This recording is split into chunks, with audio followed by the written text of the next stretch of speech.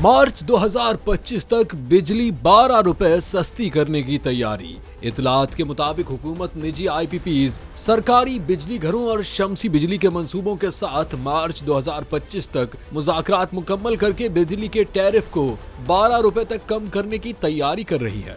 सरकारी जराये का कहना है कि हम पावर टैरिफ को 3 रुपए फी यूनिट तक कम करने के काबिल हो गए हैं और कर्ज की रीप्रोफाइलिंग के जरिए टैरिफ को मजीद 4 रुपए फी यूनिट कम करने में मदद मिलेगी और हुकूमत बिजली के बिलों पर टैक्स कम करके उसके असर को 5 रुपए फी यूनिट तक कम करना चाहती है।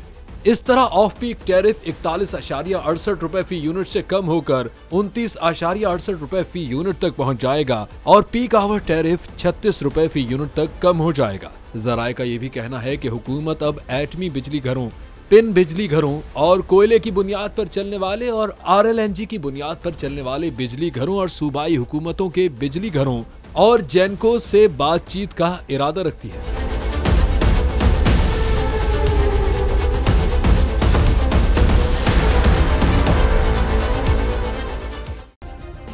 सब्सक्राइब करें और बेल दबाएं ताकि कोई खबर रह न जाए।